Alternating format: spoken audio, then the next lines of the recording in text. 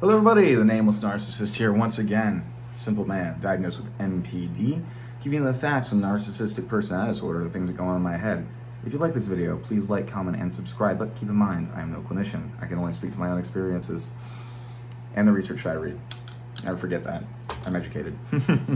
Anyways, so, I hear a lot of people say that they are narcissist magnets, right? And maybe that's true. I have no way of knowing. I usually think that people are kind of exaggerating when they say that, if I'm being honest, because it feels like a lot of people have that to say.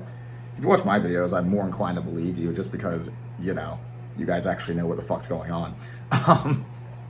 But yeah, because I want to start this off by saying, of course, no, narcissists are not intentionally going out of their way to prey upon somebody. That would be weird. Like, this is one always kind of, like, I don't blame anybody for assuming that based on how everybody else talks about narcissism. But no, I'm sure there are some people that do that, maybe. I don't understand the logic of why a narcissist would do that, though. And I've never heard of a narcissist say that they did something like that. People say, like, for supply. It's like, no, well, self-esteem juice, sorry. Like, why would I make a relationship for self-esteem juice? I can get self-esteem juice from learning a new skill, from going to a bar, by going to a party, by just charming somebody, a hookup. A relationship is work.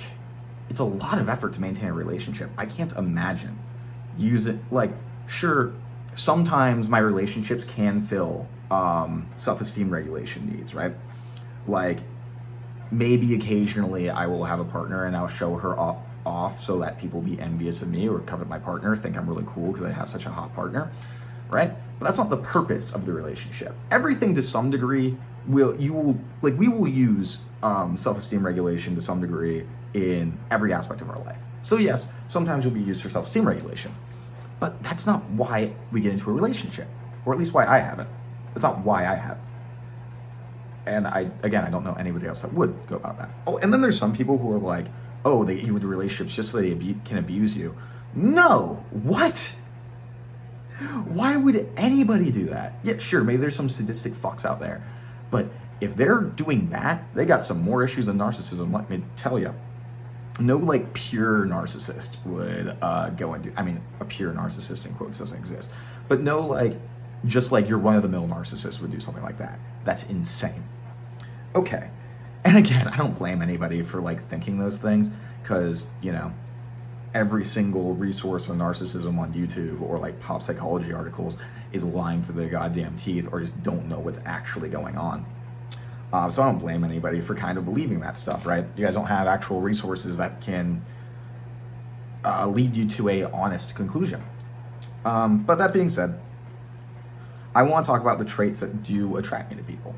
And I don't know, maybe these are the reasons that maybe you are a narcissist magnet and you just have these qualities. So the first one that always comes to mind, and like these all have a general theme, right? It's always like it's like looking up to them as they are like virtuous, right? I'm sitting down here, I'm like a worm, I'm an awful person.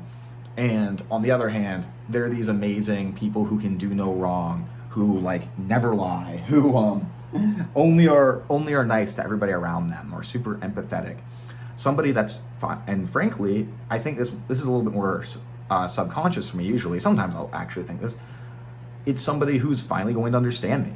Somebody who is going to see me and not hate me because they are the epitome of good. And even though I'm completely bad, they will still be okay with that. I think that's subconscious more than conscious most of the time. Then, and so the first one is the ability to be genuine. Fuck. That's fucking one. I don't think I've ever wanted to be with somebody other than like somebody completely genuine. Because I don't even find that possible. And like, I love being in relationships with people who are genuine, because it kind of reminds me that like the world isn't cruel. Does that make sense? Like, I'm like, this is one thing in life that I can look at, and this is proof that like I'm kind of wrong. I'm wrong a little bit. You know, I'm never am wrong usually, but like, it's just one example of how I am a little bit. It's refreshing a lot of the ways. And like, I gotta emphasize, like, I'm worshiping these people when I'm first getting into these relationships. Hence why, you know, people will talk about love bombing. I'm genuinely worshiping them. I think they can do no wrong. And like, I've had friendships like this too. One comes to mind. That bitch was sure as hell wasn't virtuous though. Fuck her. But yeah, like genuineness. And I think a big part of that's envy too. And a big reason why I admire it is probably also envy. Because it's like, I feel like I can't be genuine. I feel like everything I do is fake and a lie. And I can never break out of that. It feels like by me admitting everything's fake and a lie, it's for a goal. It feels like every vulnerability I admit was just for the purpose of making people admire me because I'm being vulnerable. And I don't think that's true for the most part. I think that's probably just my head fucking with me. But it still feels, and there are times that I do have goals in how I'm being vulnerable, which it does make it really hard to be genuinely vulnerable. It's becoming a lot easier in these videos just because like I am talking to myself in a room. Don't get me wrong, I'm still thinking of I just said that for the express purpose that I was afraid people are going to accuse me of being disingenuous in these videos, so I had to cover my ass. So even here, like, it still affects things. Other traits. Again, most of these have to, honesty, you know? It's like thinking that lying is a bad thing universally. I think that's stupid, personally. I don't think lying has to be inherently bad. But I do admire people who can't tolerate lying, which causes some issues down the road, let me tell you. But it's like, and it's not that I see it as a weakness to exploit. It's that I genuinely think that if somebody can be completely honest, that's so admirable. That's like so cool and good. And like, and it's something that it's something I envy. It's like, all these qualities are things in people that I wish I could be. Hell, devout faith. That's a big one too. Just because I wish I could be like, I could earnestly, right now, like, I'm not saying I'm not an atheist or anything, but like my spirituality is a whole mess of things. Like I haven't explored it too much. But I genuinely wish I could adhere to the teachings of the scripture, like, unashamedly. And I mean, not that I would be ashamed of it, but just like diligently and truly, because I don't live by, it's not that I'm like, it's not like, believing in God itself is a virtue. It's that I think that the scripture has a lot of really good values in it that I wish I could live to more earnestly. But I mean, everything you do is selfish and fake. Like, it's kind of hard to live by that, right?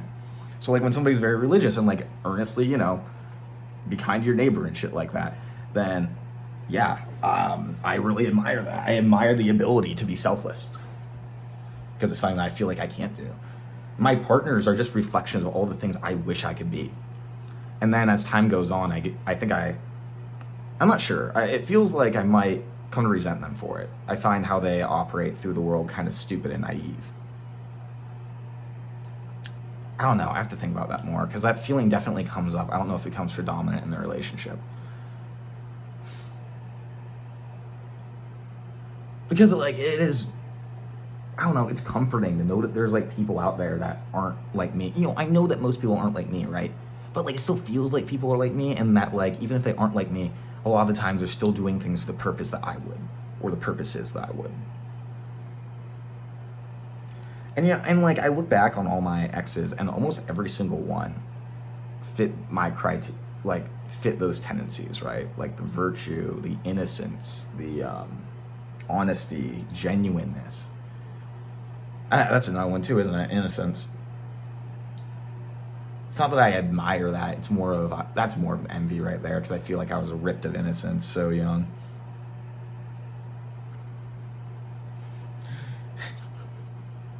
It's so silly. It's so cringy, isn't it? That I'm like, oh my god, perfect innocence. Like, innocence just sounds creepy. It kind of is. I don't know. I don't know if that's love. Maybe it is just idealization. It probably is. It probably is. I mean, it's the closest, like, it's a genuine feeling now. You know, we think that we love, or we think that we're loving in that moment. You know, I'm not convinced that we are incapable of love, right? But in that moment, it does feel like love. And I genuinely think that it is love. And I guarantee every single narcissist in that, at least unaware ones, think that that's love in the moment. May not every single one, right? There's a couple that are going to be like the sadistic, like predatory people, but most of us aren't anything like that. And that's making me think, like, I guess I didn't think about why I'm attracted to these type of people. Because there is definitely and like, I think a big part of it too that I'm kind of neglecting, but I mentioned earlier, is like, because of all that virtue and goodness, it reminds me, oh my God, yes, it reminds me, this is fucking perfect. It reminds me of Crime and Punishment used to be my favorite book when I was in high school. Yeah, fucking surprise, surprise, right? Dostoevsky and narcissism go hand in hand. But like, I remember the like portion of the book where, I can't pronounce his name, but the guy who like murdered the pawn shop owner and her niece, he was sitting in a room and he's all like sad and like being emo because like he can't wrestle with the guilt. And he is, and like he's and like a prostitute's there that he's kind of in love with. It's weird. And she notices that he's upset and she's like, you have to tell me what's up. And like in detail, he like confesses the entirety of like his crimes and stuff. And like, you know, he's sitting there being like, oh my God, she's gonna hate me, she's gonna turn me in, like, that was stupid, like, she's gonna despise me. But instead of that, she like hugs him and says like, you poor creature, you must suffer more than anybody else in the world. Because she noticed like, she wasn't focused on like the act and how immoral it was. She was focused on like how he's suffering due to the guilt and his regret and stuff like that. And I think that's what fucking narcissists are after. That's perfect. I can't believe I never thought of that until now. That's the exact situation that every narcissist wants. For somebody to see them and like know that they did bad things, know that they're a bad person, but like, you know, react like that, I guess. Not like telling them that they're a good person, but telling them that like, maybe telling them they're not a monster at the very least. I don't know. God, it's a good fucking metaphor. I kind of want to re-record that with that being the crux of this video. Whatever. It's funny. But yeah, like, if you like this, like, comment, subscribe. I've been in a mood today. Hope you all have a good one. Take your fucking meds.